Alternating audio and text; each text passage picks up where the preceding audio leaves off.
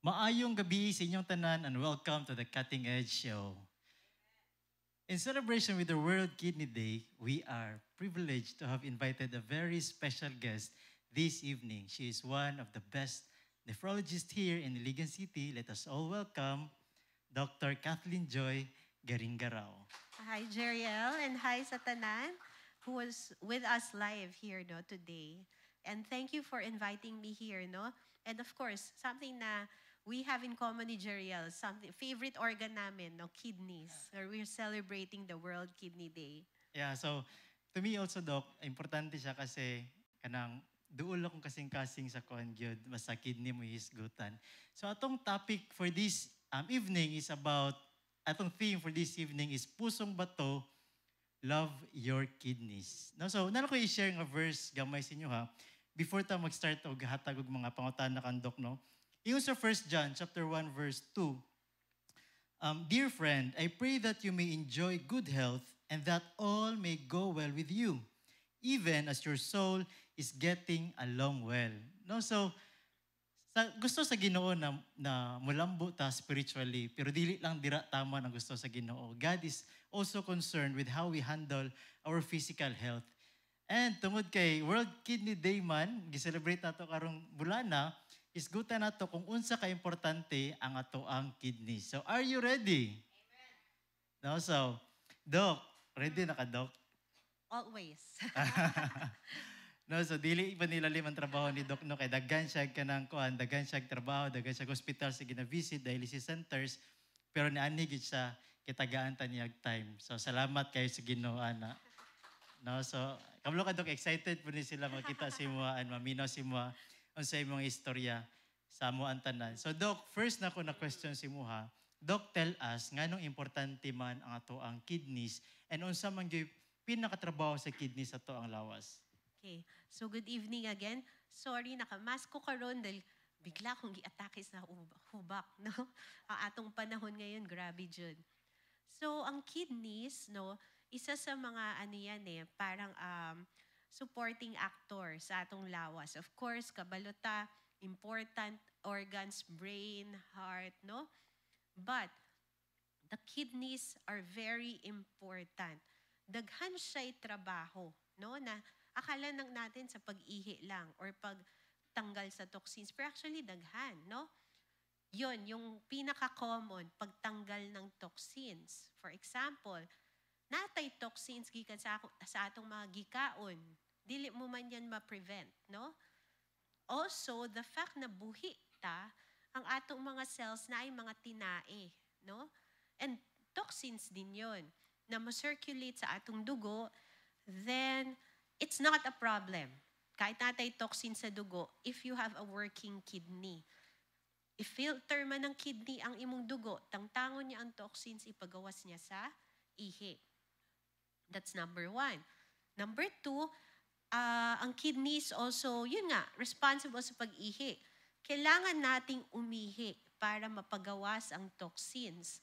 Kailangan din nating umihi para mapagawas ang mga excess water sa lawas. Ang tubig, dili lang gikan sa atong giinom. Gikan din sa murag singhot ng mga cells natin, no? So yun, may tubig din dun gikan. So, tangtangon ng kidney ang tubig na dili mo kailangan. At the same time, kung kailangan mo ng tubig, halimbawa, init, igang kaayo, or gilantan ka, dili ka mag-ihi ng daghan kasi ang kidneys mo, isave niya ang tubig instead na ipagawas, no? Kaya yung mga patients with kidney problem na ay hupong dahil dili na pagawas ang mga extra na tubig. Next is yung mga electrolytes sa katawan, yung mga acid, mga alkaline, sodium, potassium, calcium, mga anak na elements sa atong lawas, kidney ang mag-regulate. Ipagawas niya ang dili kailangan, i-absorb niya kung mas kinahanglan pa ng lawas. Kaya ang mga pasyenteng with kidney problem, parang windang-windang jud. No? Ang kanilang mga sodium, potassium, naka-experience man kata ka, di ba? Yeah. Taas kaayo ang potassium kasi dili na pagawas ng kidneys ang extra potassium. And yung mga sodium, potassium, calcium, magnesium, no? pati uric acid, ang acid sa lawas, ang alkaline sa lawas, kung dili mao ang ilahang levels na ay mga effects, especially sa pagtibok ng heart, no? And sa muscles. So important yan na trabaho ng kidney. Would you believe ang vitamin D mugikan sa kidney? Halimbawa, dili man gikan-gikan jud, pero halimbawa, 'di ba, sabi nila, magpa-expose mo sa sunlight para magkaroon ka ng vitamin D. Tinuod 'yon. Pero dili 'yun mahimo na final product ng vitamin D kung ang imong kidney dili niya gi-activate ang vitamin D. No? So actually, trabaho din ng kidney 'yun. At para saan ba ang vitamin D? Pampakusog ng bones, 'di ba? Isa pa, ang kidney ang maghimo ng hormone para maghimo ang atong mga bukog, bulalo sa atong bukog ng red blood cell. Kaya kung meron kang problema sa kidney, wala na yung ana na hormone. Usually, injection na lang namin ang patient ng ana na hormone para, dahil dili man na mag-produce ang ilahang kidney ng hormone para maghimo ng red blood cell. Kaya yung mga pasyente na may kidney disease ay luspad. Kailangan sali ng dugo unless ma-injectionan sila ng hormone. And siguro dili mo kabalo, no? Akala nyo heart ang responsible, pero actually kidney ang responsable sa blood pressure. In fact, majority ng mga tambal na inyong gitake for blood pressure, mag-work sila sa kidney. Ang mga hormones na para mag-regulate ng blood pressure sa lawas, ipasaka, ipaubos, gikan sa kidney. Ang ihi, part yan sa pag-regulate ng blood pressure. Kung sobrang tubig ng lawas, ma-high blood ang pasyente, ipagawa sa ihi. Mga anak. Kaya ang patients na may kidney disease, high blood kanunay. Kasi dili na naka-sensing ang kanilang kidney ng blood pressure na mao. No? So, di ba, kadaghan jud ang iyang function. Daghan kay sa tanan nag-function sa kidney na to, Dok, no? And isa sa akong experience na, Dok, na pagtaas yun sa potassium. Oo. At saka hupong. Hupong sa una. Pero way back 2019 yata to yung hapit ko namatay tungod kay nag-elevate akong potassium. Abot siya mga 7, Dok. Di na ako malihok akong tibok muscles, no? Akong ulo. Hapit cardiac arrest na, no? Almost na good, Dok. No, niana si doktora na dili na ako pwede ipagawa sa hospital. Dapat i-dialysis na. Admit na ako during that time. Dapat i-dialysis na dyan ko kay kung ibiyahe pa daw ko, pwede mamatay na ako sa gawas. So, inaana na miracle akong na-experience. And also, kanang giingon ni Doc na injection sa mga dialysis patients, mga gubag kidney, experience po na ako na, no? Kasi dialysis patient for 13 years, no, ga-inject gid ko erythropoietin, ang tawag nga hormone. No, every dialysis thrice a week. No, gani bisa ga-inject ko thrice a week akong hemoglobin 105, 106 ra gyapon. Muna ako si Dr. Pod, muna gina-maintain gid nga 3 times a week gyapon. Okay, Doc. Tell us, Doc, unsa may mga early signs and symptoms nga ang usa ka tawo naa siya bikil siyang kidney? Yun ang problema. If ang gusto natin malaman early kung naatay bikil sa kidney, actually dapat wala pa tay gibati, nakabalo na tayo sa problema. And dyan pumapasok yung tinatawag na screening, no? I think ipangutana man yan unya ni Jerieli, makaabot man ta sa screening part. Basta, need natin mag-regular check-up, na ba tay gibate, wala tay gibate, para ma-detect yung mga sakit. Kasi tanan ng sakit, kapag naan na mo'y gibate, nandun ka na sa medyo ulahi na stage. For example, yung mga gisulti kanina, halimbawa, high blood ka, no? Actually, especially yung mga high blood na batanon, yung mga batanon kasi dili mo naman sila masultihan na gikan sa imong tambok ang imong pirming sudan, no? Yung mga lifestyle na sakit like high blood diabetes, it would take years, decades bago magkaroon ng effect sa kidney. Kaya yung mga bata na high blood, majority sa kanila may kidney problem pala. So, ibig sabihin, kung meron kang high blood, dili bayaan. Dili lang basta manambal. need i-work up asa gikan ang high blood. And kung kidney, then makahatag ng targeted na tambal for the kidney. Another would be yung sinabi natin kanina. Of course, maluya ka tungod sa toxins na nag-accumulate sa imong lawas. Sa amin, ang laboratory for that, yung creatinine. Creatinine is isang example sa toxin na mabilin sa lawas kung dili na maglimpyo ang kidney. Pero dili lang naman creatinine ang toxin sa lawas. Daghan jud sila. Creatinine lang ang makita sa laboratory. So, ang symptom na isang pasyenteng may toxins na sa lawas is luya, magsulting paspas man kumakapoy, no? Minsan, dili katulog sa gabi, no? Yun. Huwag naman yung worst. Yung worst kinds, may mga iba parang nakaabot na sa utok. May nakikita tayong mga kasama natin, parang nabuang, no? Huwag naman din yung super worst na parang naano na mo, na comatose na mo. Yung mga problem din sa electrolytes, sodium, potassium, mga pwede mga muscle cramps, no? Then yun pala, may kidney problem ta, no?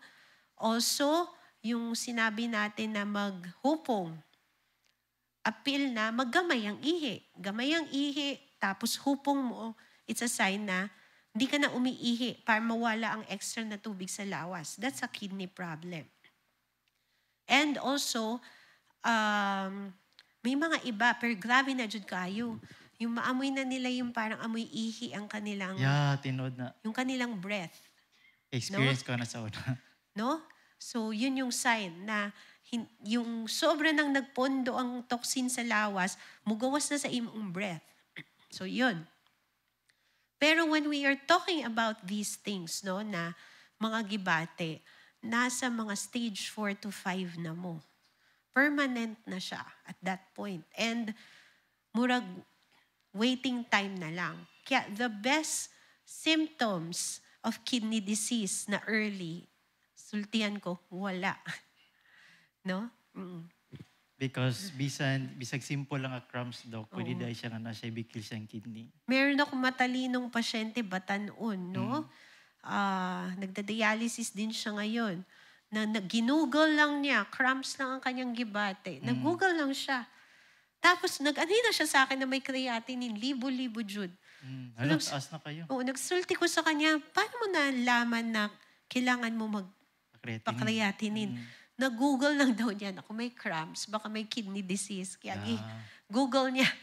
So, gamit yan ChatGPT, guys. No? So, kanang mo yung mga kuhan. Okay, kanang, Doc, kung sa ka-importante ang kuhan, ang hydration and diet sa to ang kidney health? Okay. Definitely, isa yan sa 8 rules no, of kidney, of taking care of your kidneys, yung hydration and yung diet. No, 2 out of 8 sila. Kung ano ba, Doc, no, kanang kami diari nga church, hili kimi Coke yun as part of our hydration every week.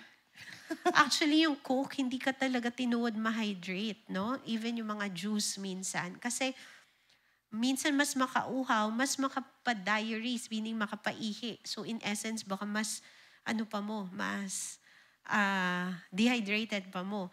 We're really talking about water. And dili naman may mamili. Mineral, distilled, alkaline. Basta malinis na tubig, no? Walay makasulti ng sakto. Ang standard, kahit ako, sabihin ko sa patient, para lang dili ta malibog. Sige nga, 8 to 10 glasses of water a day. Pero ang tinuod na pag-inom ng tubig is kung sa'y kinahanglan ng katawan. Dapat kabalo mo sa imong lawas. For example, of course, makinig sa feeling ng uhaw, na nauuhaw ka. Tanaw ng imong ihi. Ang gusto mo dyan, medyo tinaw ang pagka-yellow. Kung dark, baka dehydrated ka na rin. So, sign na need din mag-inom. Of course, yung mga dry ang imong lips. Pero let's say, safe number would be 2 liters a day. And sometimes, kung mas mainit ang panahon, baka kailangan mong mas daghan pang inom. No? So, very important. Kasi, if dehydrated ta, it will cause damage also sa kidneys. No? Then, yung diet. Very important. And we cannot stress yung importance ng diet. Iwanan na natin yung mga supplements. Kahit sabi mo malunggay tablet, kainin na lang natin si malunggay. No? Iwanan na natin yung mga supplements, mga kung unsa-unsa. Alam nyo, binigay na ng Ginoo tanan. Like nga sabihin ko halimbawa, vitamin C. Kabalo ba mo na pagdaghan kang imnon na vitamin C, makakos yan ng kidney stones? No? So, unsay the best way? Get it from natural sources sa ating fruits and vegetables. Kasi kahit daghan ang vitamin C sa food, naa siya'y pangontra na pang-alkaline ng dugo. Kaya, dili ka din mag-kidney stone. Di ba, ang galing ni Lord magtimpla, magkutaw ng atong pagkain. Tayo, magpalit pa ng mga supplement. Hindi natin ever yan makutaw as the same way as God made the food. So, ano po yung general advice namin sa diet? Sa mga tao na walay sakit, sundan yung tinatawag na pinggang Pinoy. Kung hatiin mo sa upat ang imong plato, tunga nun is really vegetables. 1/4 nun is rice. 1/4 nun is karne. Depende din sa pagkaluto sa karne. Dili dapat parat, dili tambok, dili oily, no? Pilion yung lean meat, no? Tapos naamoy baso ng tubig, naamoy cup na naay prutas, panghimagas. Yan ang pinggang Pinoy, no? So nothing extraordinary in terms of diet. Pag mas simple pa yung ating diet, mas nindot pa. Sabi nila, mas healthy yung mga simple food. Like tinuod na gulay, tinuod na versus process, yung gipa-complicate mo yung food. No? Less process, more of the simple food. Okay, Dok. So, nindot yun din mo sige ka og salad, Dok. Oo. Pero yung kung may problema sa kidney, ang kalaban naman sa sigig salad o fruits yung potassium. Yeah. Pero, of course, majority man, kung wala pa'y problema, game jud. Bitaw, no? Para sa, nakahinomdum day ko, katanggingon ni Doc ganina ba, kanang dehydration na, kaya na patient po sa una, Doc, na naguba yung kidney, tungod lang sa dehydration. Oo. No, nag-dialysis siya, kauban na mo sa Quezon City Hospital. So, kita na ko mga kauban sa likod karon gainom sila tubig. No, kaya nahadlok sila ma-dehydrate. So, Doc, unsa pa may mga dapat na mga changes sa lifestyle ang buhaton sa usa ka tawo para makalikay siya sa kidney disease? Okay. Lifestyle change, number 1. When we talk about lifestyle, of course, appeal dyan yung ating choices of food. Next is physical activity. Pilion natin pirmi ang opportunity to move. Kung halimbawa, unsa ibig sabihin, what if instead mag-elevator, maghagdan? What if instead magsikad ko, ang kaya lang naman ng sikad, kaya ng lakad, no? Dili man maka 5 kilometro si sikad. No, minsan isang kanto ra, lakarin natin. Si sikad para na lang kay PWD o kay senior citizen. Yung mga batanon dire, kung maka-budget ng oras, then kaya natin mag-dedicate ng time na mag-jogging jud mo, no? Mag-exercise jud mo, mag-weightlifting gamay, no? Sa mga walay oras, actually yung active time sa trabaho, like paggawa sa balay, counted naman yun. But again, always choose na nakalihok mo. Kung naa ka sa opisina, choose the situation na mas malihok ka. Like magtindog minsan versus pirming nakalingkod. Kung try kaya natin manood, maminaw ng Netflix, nang nakatindog o nag-jog in place man lang. Basta diskartihan ang movement. Technically, we need 30 minutes Monday to Friday of medium intensity movement, no? Yun. And also, ang isa would be stress relievers, no? Known jud ang stress to cause any kind of disease. Cardiovascular, meaning sa puso, na in the end, mahimo na rin ang kidney, makakause ng mga sakit like diabetes, hinay-hinay, nagkakaroon na ng evidence ang stress sa cancers.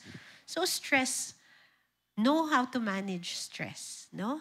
When we pray, that's one way of managing stress, letting everything kay ipasa Ginoo tanan, no? Amen. Also positive outlook sa stress, like dili man ta mabuhi na dili ta ma-stress, no?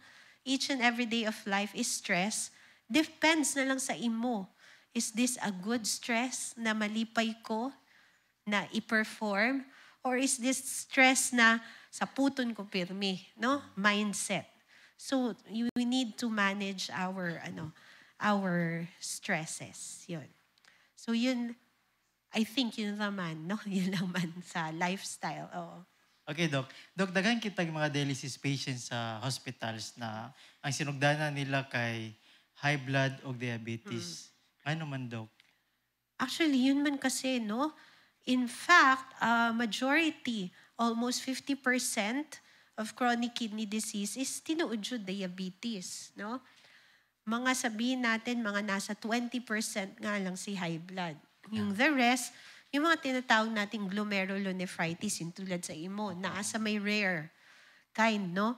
Kaya pag magsuroy mo sa dialysis unit, mangutana ka sa kanila, isa-isa, diabetes ang number 1, no? Kasi ang diabetes, it will affect talaga all organs, no? Sa kidney, ana din, no?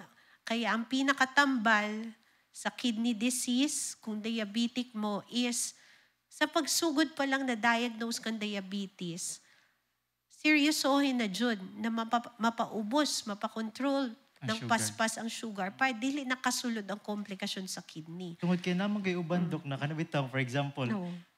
taas kilang BP, taas kilang sugar. Pag maubos na ilang sugar, ubos nilang BP, undangan nila ng tambal. Yun nga.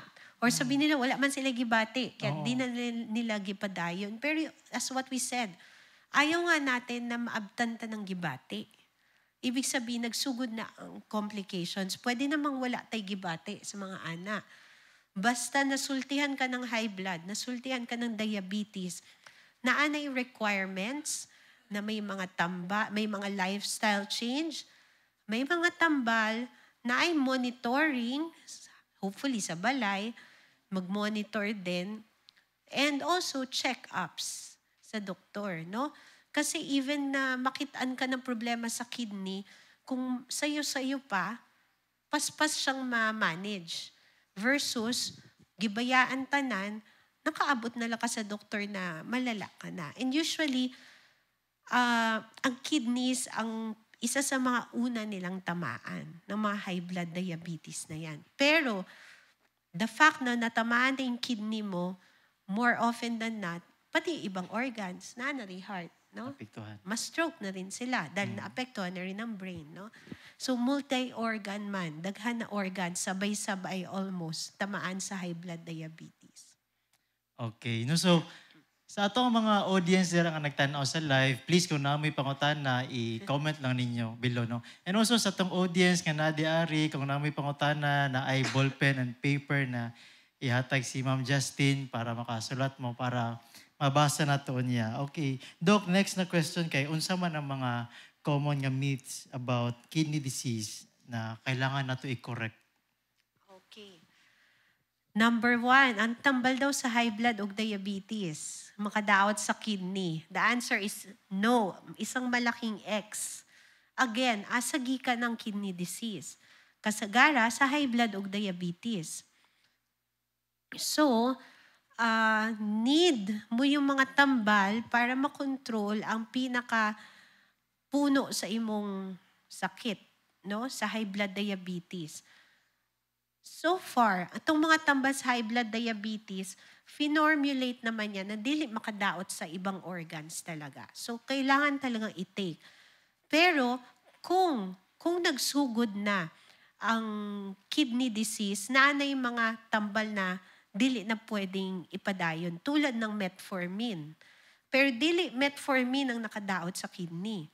More of, tungod sa daot na ang kidney, Tangtangon na lang ang metformin. Dili na makatabang ang metformin. Pulihan na ng lain na tambal, no? Mga ana. Isa din yung mga pag-inom daw ng mga alkaline water, ganyan.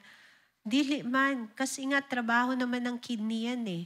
Kung mag-inom-inom pa mo ng kung unsa-unsa, malibog pa ang imong kidney sa pagkutaw.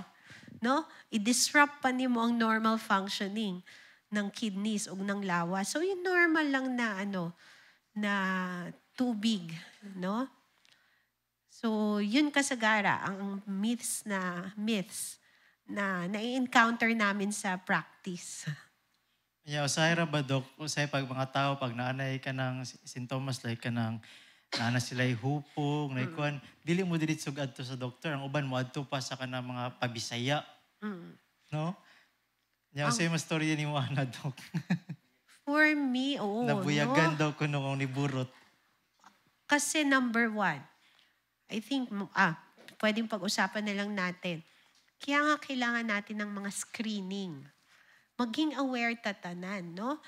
Actually, even PhilHealth, gitabangan na ta sa screening part. Kung muanhi mo sa isang facility na accredited ng konsulta package ng PhilHealth, tanawon ka, historyhan ka ng doktor, babae o lalaki, imong edad, unsay mga sakit na liwat sa pamilya, unsay imong mga gibate, ma-profile ka ng doktor, isang buong package, i-work up na mo.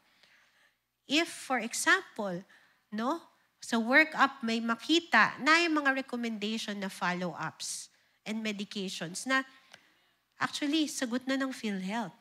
So sana sipagan natin. Yung mga batanon diri, kung halimbawa, liwat ninyo mga high blood diabetes, kahit siguro before 30 years old, magpa-screening na mo sa mga anak. Kung wala naman, murag healthy ang aming pamilya. Ako healthy jud ko, for example. Siguro pag abot mo ng 40 or dili pa kaabot ng 40, mag-executive na rin ka. So, ibig sabihin, wala pa'y gibati. No?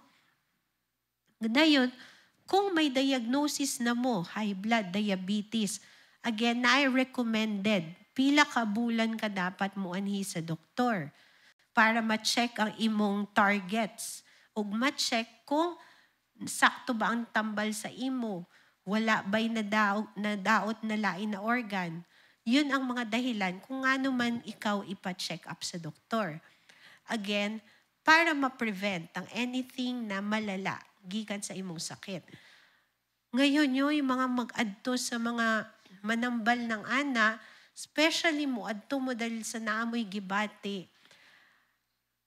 Ang problema lang, tanan na mainyong adtuan na ana, walay guidelines na tulad ng akong gisulti, nakabalo inyong doktor, no? Also, naatay mga, pag nag-adto mo sa mga ganyan, sa tinuod ba, kanilang tubag sa atin is no therapeutic claims.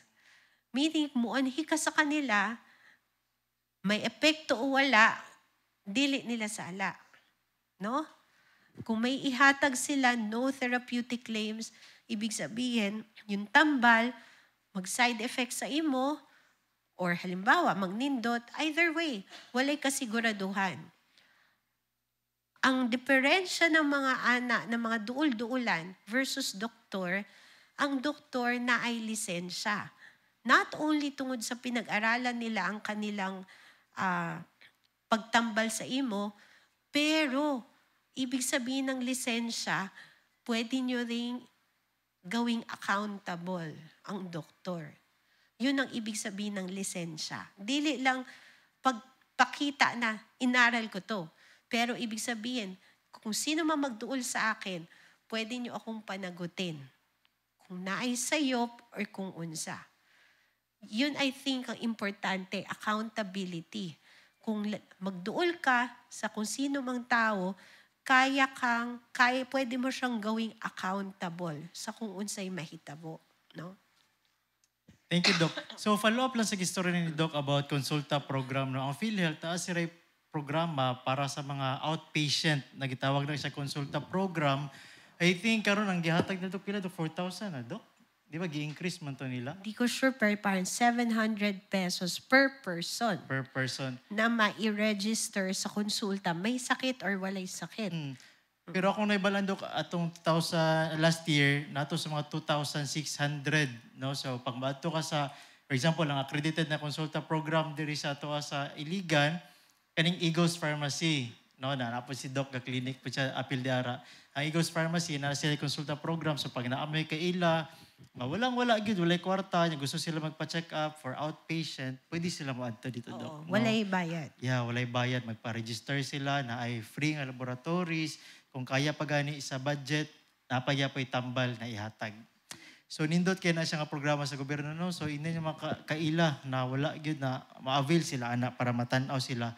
Mintras sayo pa. Okay, Doc, is good tagamay about chronic kidney disease and treatments. Unsa may mga rason gyud, Doc, ngano man ang usa ka tawo eventually kay magkasikid di man? Kung halimbawa mag-start tayo sa normal na tao.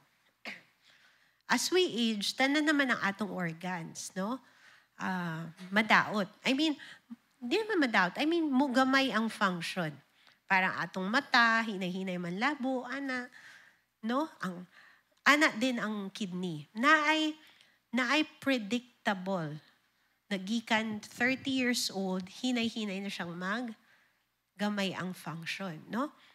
Dayon, for patients na may chronic kidney disease, ang nangyari sa kanila is mas paspas sa expected ang pagtigulang ng ilahang kidney.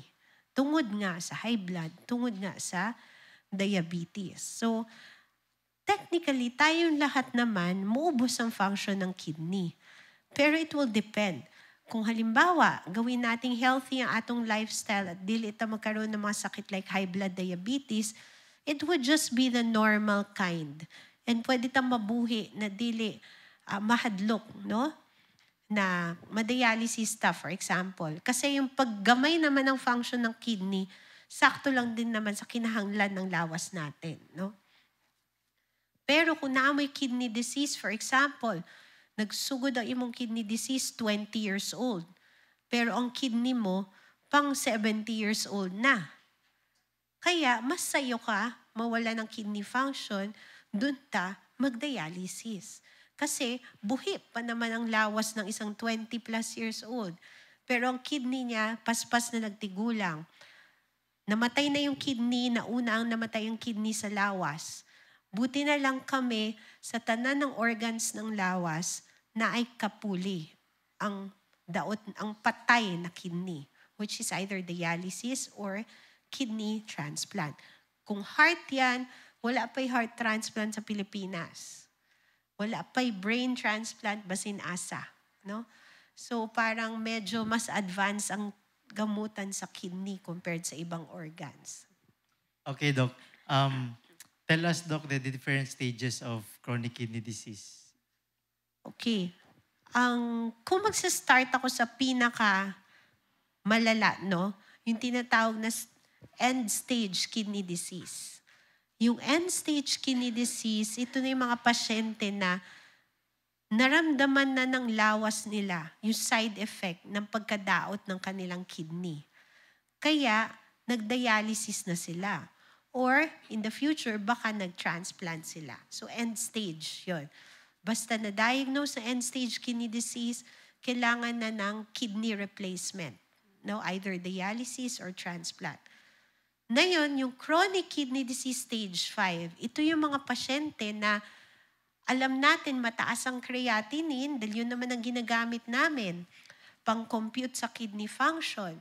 And based sa compute ng kidney function, less than 15% na lang ng kidney nila ang nag-function. Pero, wala pa sila kaayo gibati.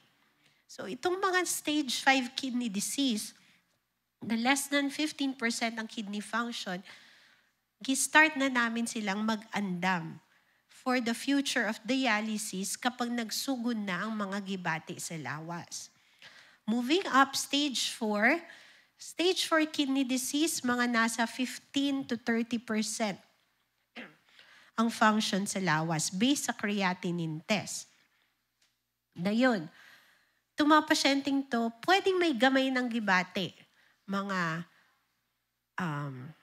hupong gamay, luspad gamay, pero tanan ng gibate, kaya pa ng mga tambal, i-control. Pero mataas na rin talaga yung creatinine.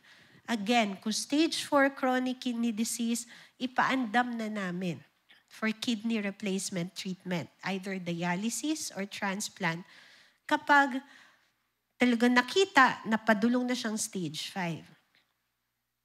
Stage 3, ito stage 3, stage 2, stage 1, kidney disease. Mga pasyenteng walay gibate.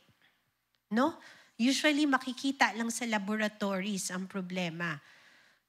But even with that, itong mga pasyenteng to need ng close follow-up kasi it's either baka ma-reverse pa yung problema sa kidney or kahit na ma-diagnose sila na permanent ang kidney disease, stop na dyan. No? Again, sa tulong ng consult, tambal, and lifestyle.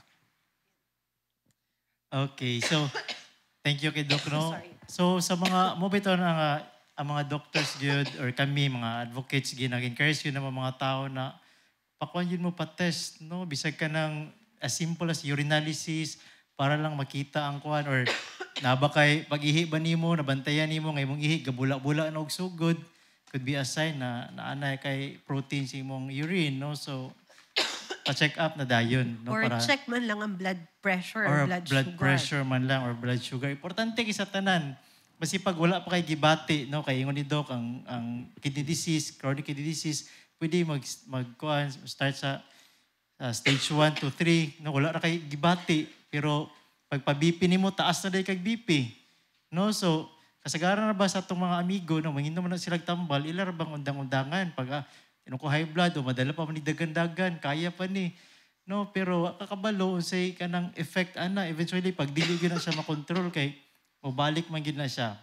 No, so Doc, magisgot ta putag about sa sa treatments, Doc, and dialysis o kanang kidney transplant. So just tell us, Doc, kanang layman's term unsa man ni siya ka importante pagguba ng ato ang kidneys. I-segue ko na rin, no?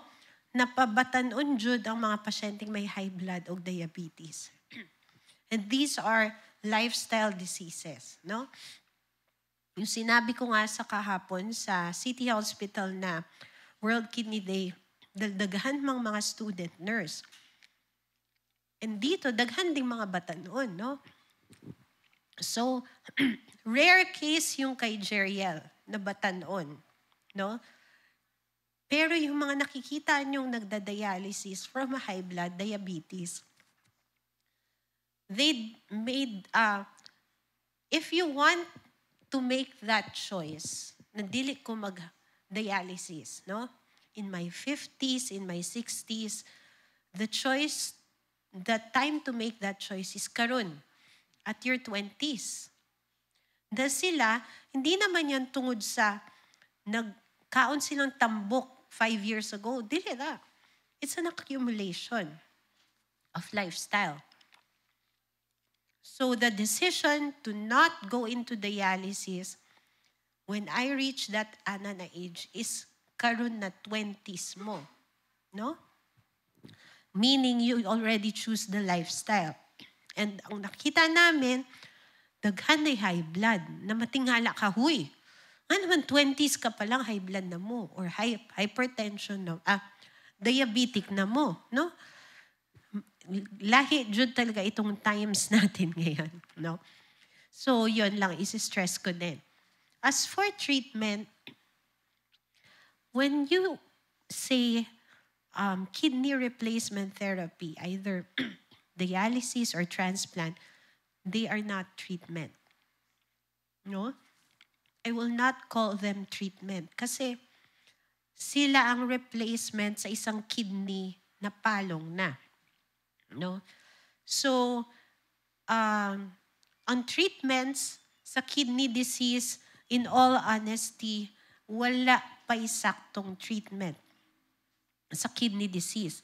For example, kapag kasi Ang kidney kasi kasagara, biktima lang ng high blood, diabetes, infeksyon, or unsa na nangyari sa lawas.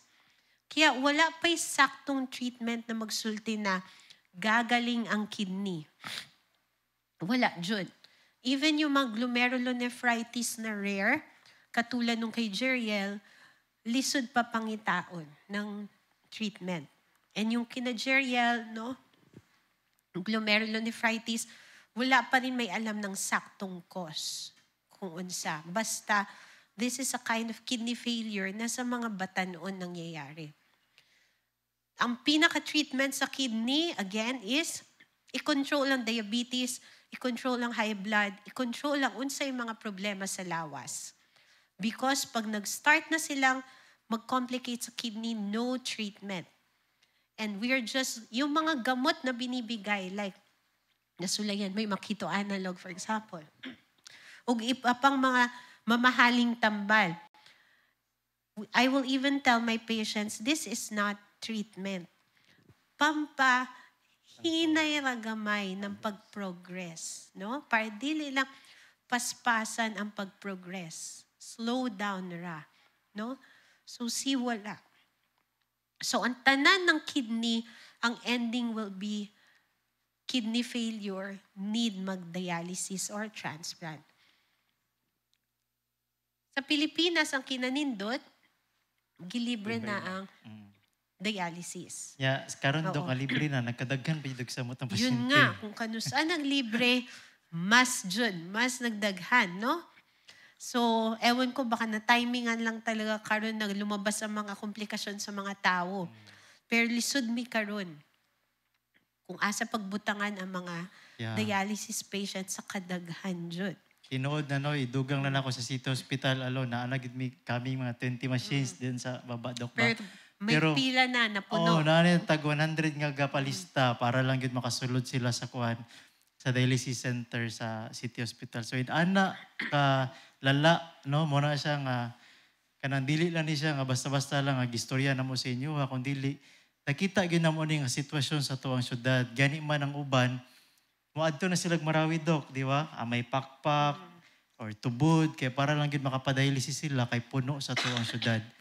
Inana ka grabe ang ato ang sitwasyon sa syudad karon nga dapat bantayan nato og paspas ta mag-advocate sa atong pamilya kamo nga naa diri karon sorihan nato mga kauban sa panimalay kung unsa na kalala atong sitwasyon kay para makabantay ta no dili ta ignorante ba ani nga sakit. Doc, last na lang ni nga question.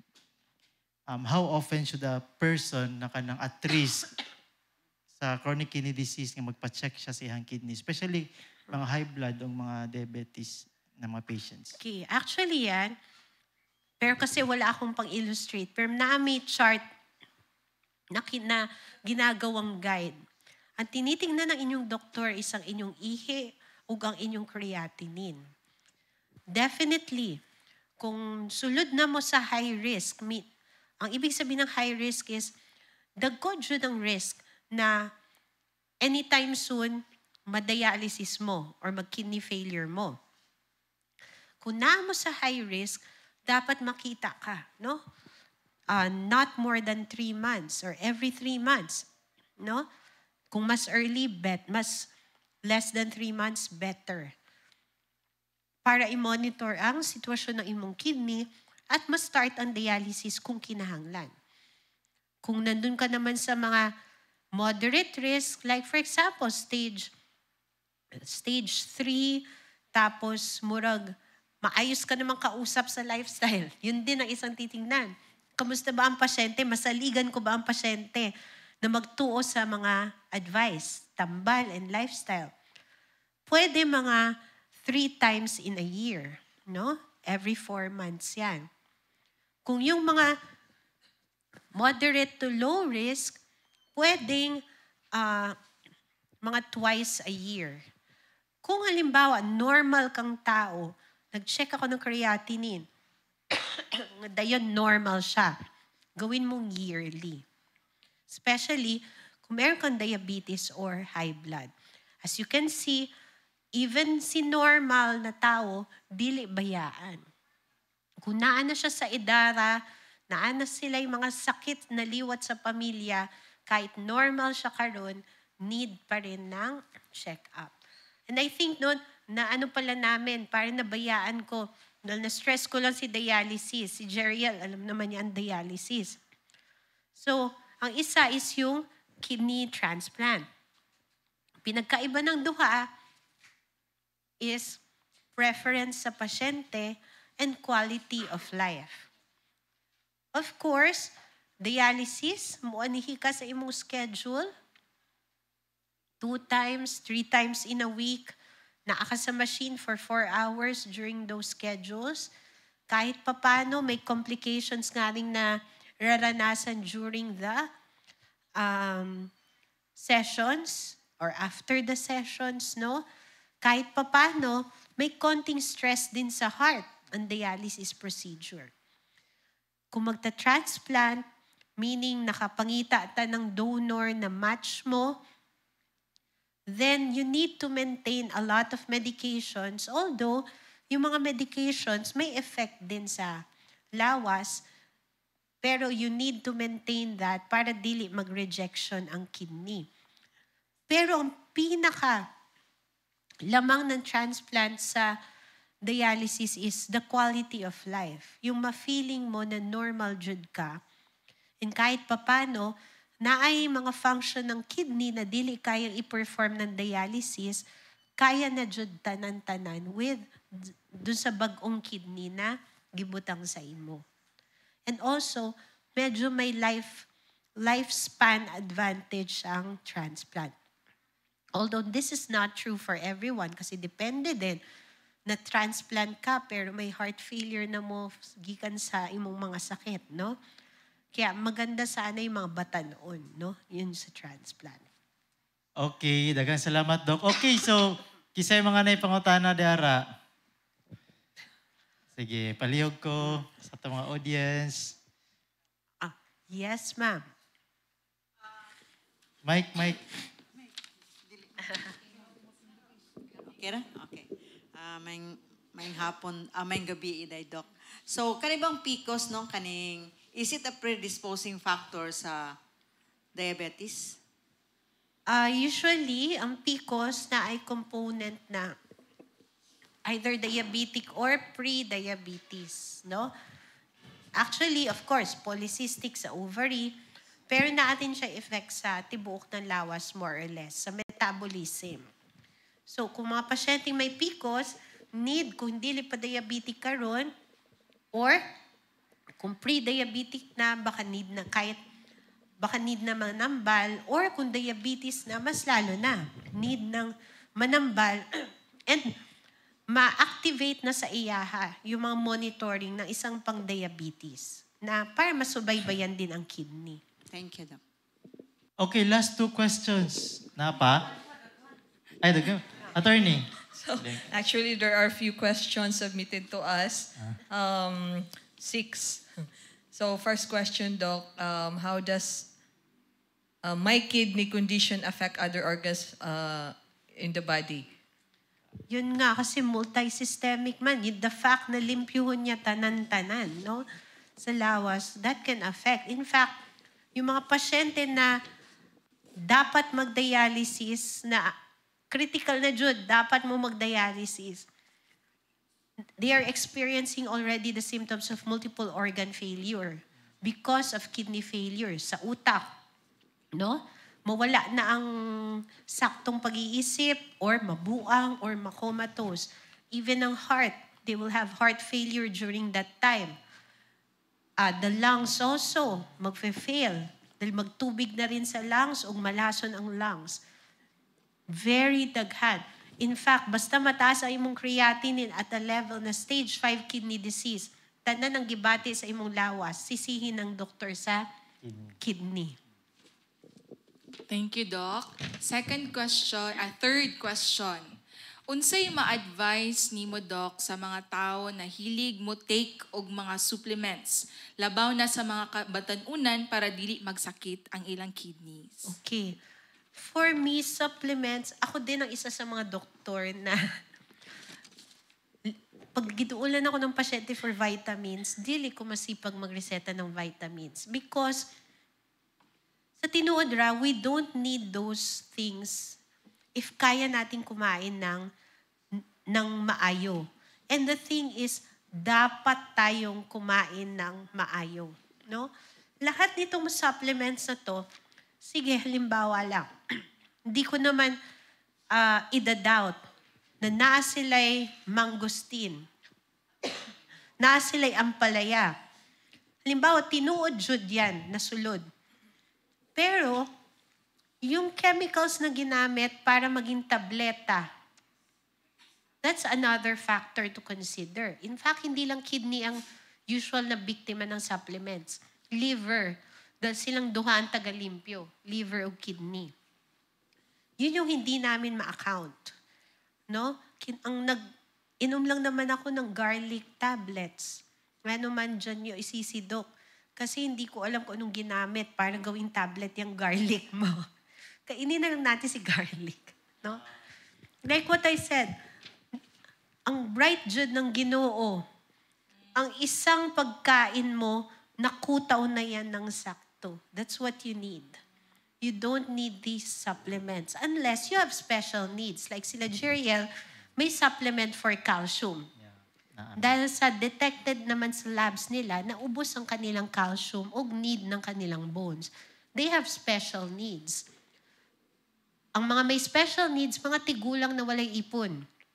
So binibigyan sila ng mga vitamin B complex and other supplements na makuha sa karne na dili na nila manguya. But otherwise, if okay tanan, we don't need supplements. Okay, another question, Doc. Is drinking buko juice regularly help improve the condition of our kidney? In terms of hydration, let's just talk about seawater. But healthy si buko juice. May mga potassium yan, no? And potassium is good for the body, no?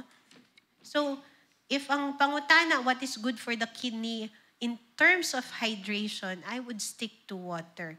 But by all means, you can still take yung mga other natural juices, no? Sweetened juices, unnatural buko juice can cause other problems like diabetes or uric acid, no?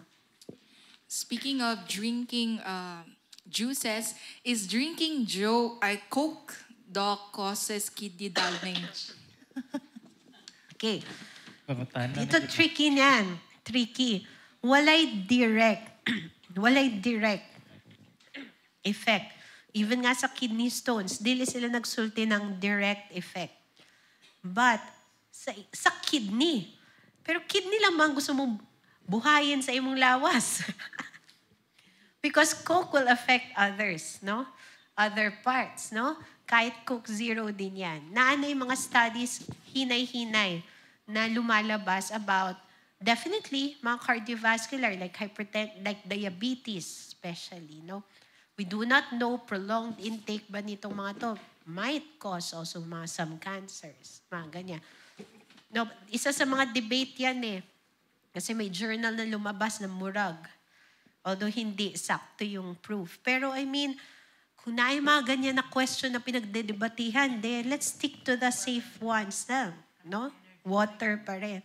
And I'm not saying absolute no, but know how to control yourself. Dili araw-arawin. Doc, follow up, how about kaning mga energy drinks, Cobra, Sting? Yun. Again, kung kidney ang imong pag-uusapan, walay sakto na correlate. No? Even nga alcohol eh. Diba, nindot ba ang ang ihi ng taong mag-alcohol. But again, kaya grabe ang imong energy kasi grabe ang sugar ng mga yan.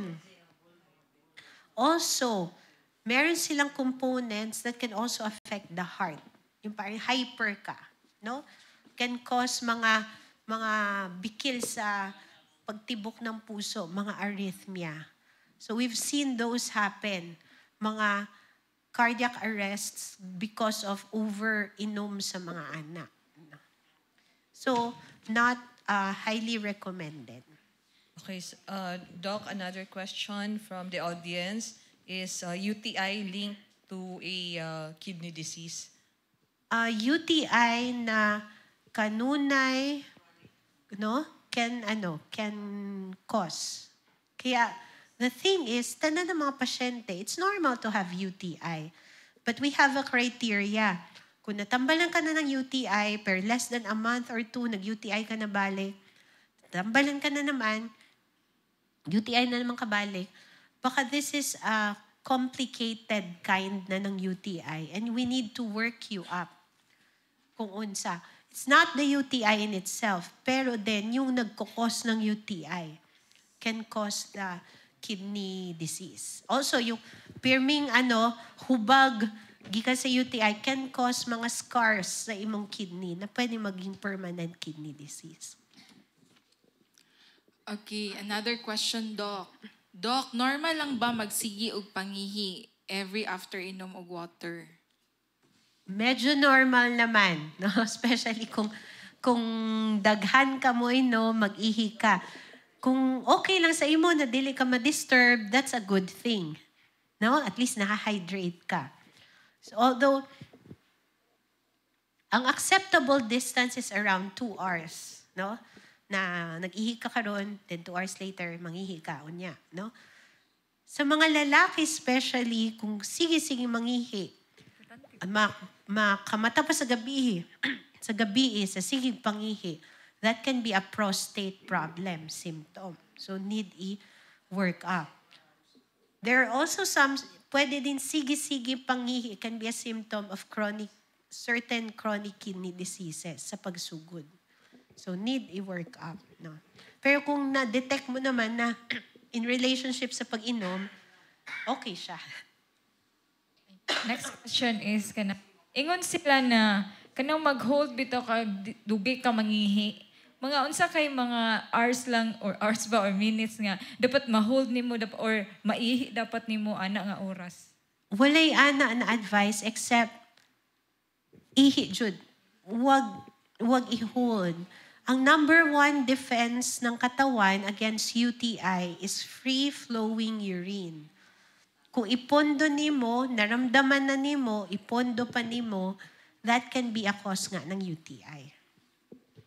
So, sa akong list, Doc, na last question from the audience, is high-protein diet good? This is common to people who are into muscle mass building. Okay. Anything high in a diet is bad. Kasi meron tayong recommended proportions ng carbohydrates, proteins, and fats. Even si fats, di ba? Kailangan yan. High in fat, or high in protein, or even high in carbohydrate, bad yan. So, ang nakikita nating high in protein na ginagawa is yung keto diet. Tangtangon nila yung rice or anything carbohydrate. Sorry. Himuon nila tanan karne or tambok. That's bad for the kidneys, no? Number 1, high-protein diet, especially gikuha mo sa karne, it's not necessarily plant-based diet na high protein. It will cause taas uric acid. Number 2, lisod sa kidney, i-metabolize ang amino acids, yung proteins. So yes, it can cause na ma-burn out ang kidney mo pagkadugay. But, tinuod, nagngiwang ka, nagbal ka imong muscles, but not in the proper way. The thing is, kung gusto mo daw mangiwang, gamayan mo yung proportions ng tanan. Pero dili na gipasa ka mo yung proportions ng isa. No? So, iyan mo lang, sila tanan, pantay-pantay. But same proportions. No? For bodybuilding, nakakita na ta ng mga nagdialysis because of too much of those protein shakes, no? And grabe jud ang protein, no? So yes, no to high protein kaayo. Nakoy question, Doc. Kanang sa una kay naka plant-based diet bitaw ko for 2 years. And unsa may imo ang take anang plant-based nga diet in terms sa kidney? Na-continue mo ba siya? Ako siyang na-stop tungod sa mga tao nga Tungod nagpalibot kay sa ako. nakauyab. Naundang. Sa tinuod lang, yan ang dream ko, matuto ng plant-based diet. Pero lisod for you to do it for 2 years, magpatudlo ko sa imo ba? Grabe ang discipline, Jud. Magkano yan? Sa atin kasi sinasabi, pinggang Pinoy, yun yung recommended na healthy, which still includes meat, protein, animal protein.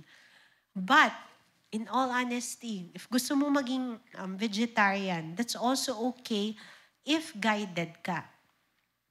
Like, tinuod yun, na ay mga proteins na makuha nimo sa plants. Like, ang tofu, packed with proteins yan, no? Nuts, beans, avocado is good fat protein, no? And mga ganyan.